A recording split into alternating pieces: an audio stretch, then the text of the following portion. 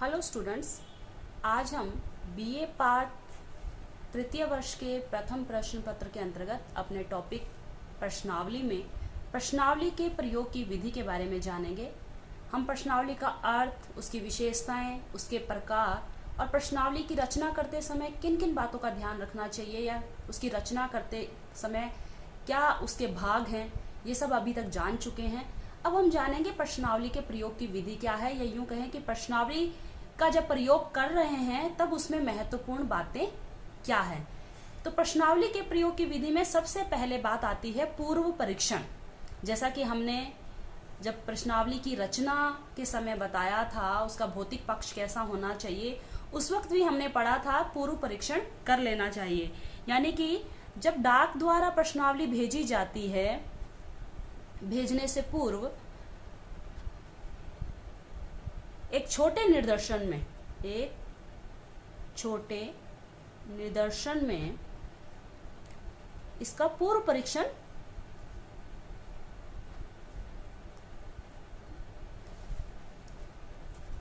या जांच इसकी कर लेनी चाहिए,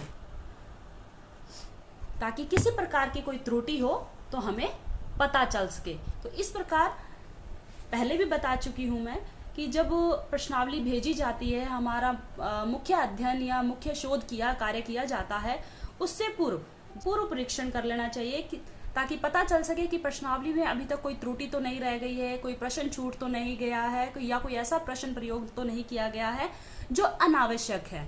तो इस प्रकार एक पूर्व परीक्षण कर लेना चाहिए। इसी प्रकार इसके प्रयोग के समय दूसरी महत्वपूर्ण बात आती है सहगामी पत्र की। यानी कि सहगामी पत्र क्या है और इसकी ये इतना महत्वपूर्ण क्यों है, इसके बारे में जानेंगे। प्रत्येक प्रश्नावली के साथ एक छपा हुआ सहगामी पत्र अवश्य संलग्न करना चाहिए। यानी कि जब हम प्रश्नावली भेज रहे हैं तो उसके साथ एक पत्र भेजा जाता है जिसे कि सहगामी पत्र कहा जाता है।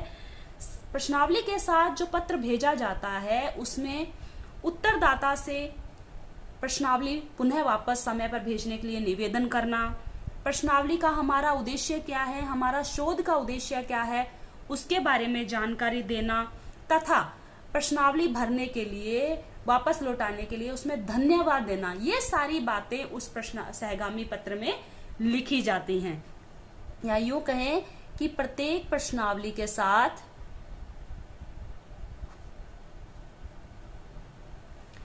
एक छपा हुआ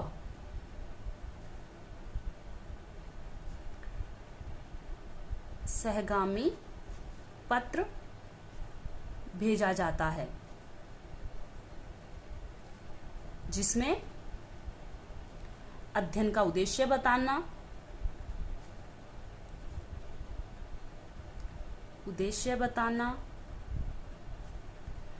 और सूचना देने के लिए प्रार्थना तथा धन्यवाद देना आदि उस पत्र में लिखे जाते हैं। तो इस प्रकार प्रश्नावली के साथ जो हम अपना एक पत्र भेज रहे हैं उसको सहगामी पत्र कहा जाता है, और उस पत्र में प्रश्नावली भेजने के लिए निवेदन किया जाता है ताकि शीघ्र जो है उत्तरदाता जो है हमारी प्रश्नावली वापस हमें सही सूचनाएं भरकर लौटा दे। तीसरा महत्वपूर्ण बिंदु है डाक द्वारा प्रेषण। जैसा कि हमने प्रश्नावली का अर्थ समझते समय भी पढ़ा था कि प्रश्नावली प्रश्नों की एक ऐसी सूची है जिसे डाक के माध्यम से भेजा जाता है और उत्तरदाता पुनः डाक के माध्यम से इसको भरकर लौटा देता है। तो इसका महत्वपूर्ण पक्ष है डाक द्वारा भेजना। डाक द्वारा जब प्रश्नावली भेजी जाती है तो उसके साथ सहगामी पत्र भी भेजा जाता है, पता लिखा हुआ, जिसमें अध्ययनकर्ता का पता भी लिखा हुआ होता है। साथ ही एक एक्स्ट्रा लिफाफा भी भेजा जाता है, टिकट लगा हुआ, ताकि उत्तरदाता जब प्रश्नावली हमें वापस लौटा रहा है तो उस पर किसी प्रकार का खर्चा या भार न आवे। इसलिए अध्ययनकर्ता ही उसे प्रश्नावली लौटाने के लिए एक टिकट लगा हुआ लिफाफा साथ भेजता है। यानी कि जब डाक द्वारा प्रश्नावली का प्रेषण किया जा रहा है तो उसके साथ एक सहगामी पत्र भेजा जाता है जिसमें अध्ययनकर्ता का पता लिखा हुआ होता है।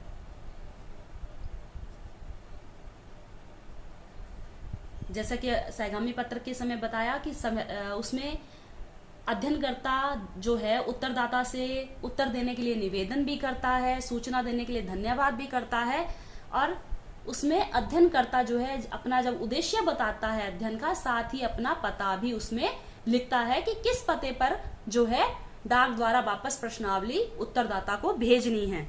साथ ही एक टिकट लगा हुआ लिफाफा भी भेजा जाता है इस डाक द्वारा जब प्रेषण किया जाता है।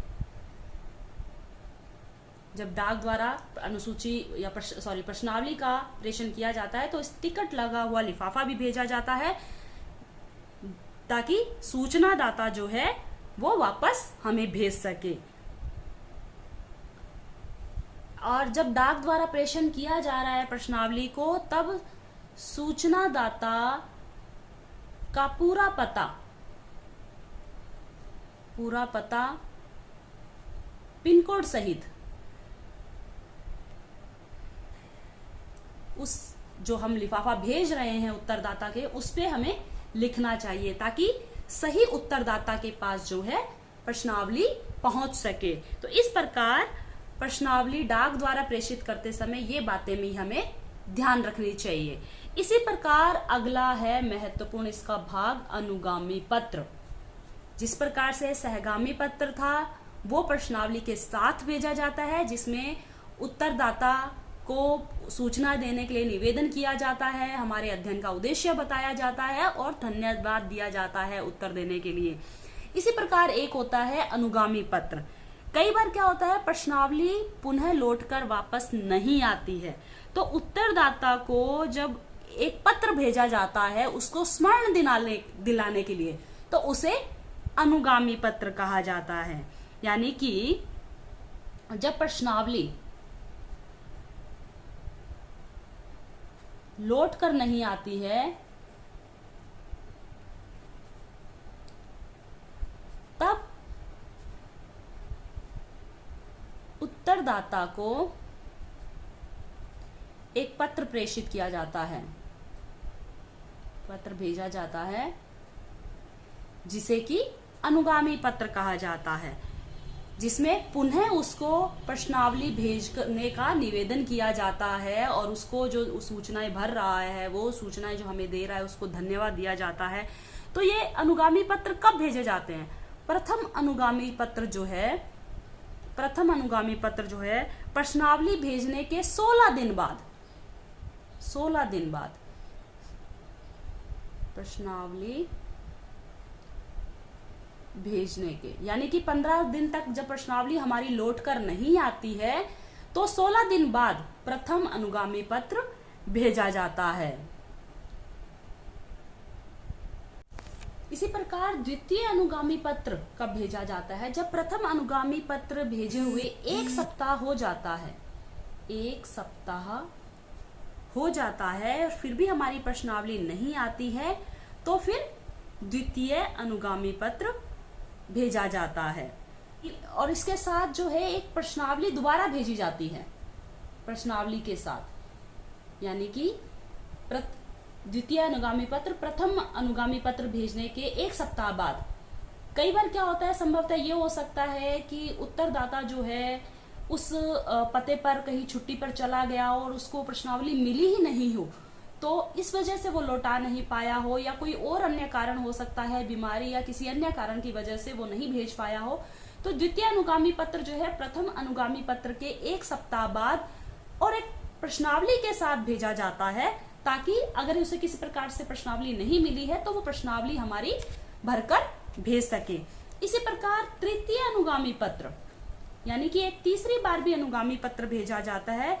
जब द्वितीय अनुगामी पत्र के 2 सप्ताह बीत जाते हैं, द्वितीय अनुगामी पत्र के 2 सप्ताह बाद, यानी कि जो द्वितीय अनुगामी पत्र और प्रश्नावली भेजने के बाद भी 2 सप्ताह तक हमारी प्रश्नावली हमें लौट कर नहीं आती, क्योंकि उसके साथ हमने प्रश्नावली भी भेजी थी, वो भी लौट कर नहीं आती है, तो तीसरी बार हमारा जो है अनुगामी पत्र भेजा जाता है उसके 2 सप्ताह बाद, और उससे पुनः निवेदन किया जाता है उत्तरदाता को कि हमारी प्रश्नावली जो है भरकर लौटाए। उसके द्वारा साथ में उसे धन्यवाद भी दिया जाता है और उसके सहयोग की अपेक्षा करते हुए उसकी प्रशंसा की जाती है कि आपके द्वारा दी जाने वाली सूचनाएं हमारे लिए बहुत महत्वपूर्ण होंगी और आपके द्वारा दिया जाने वाला सहयोग या उत्तर जो है उसके लिए धन्यवाद। तो इस प्रकार से तृतीय अनुगामी पत्र हमारा जो है उसको भेजा जाता है, उसको स्मरण कराने के लिए कि हमारी प्रश्नावली जो है वो लौटावे।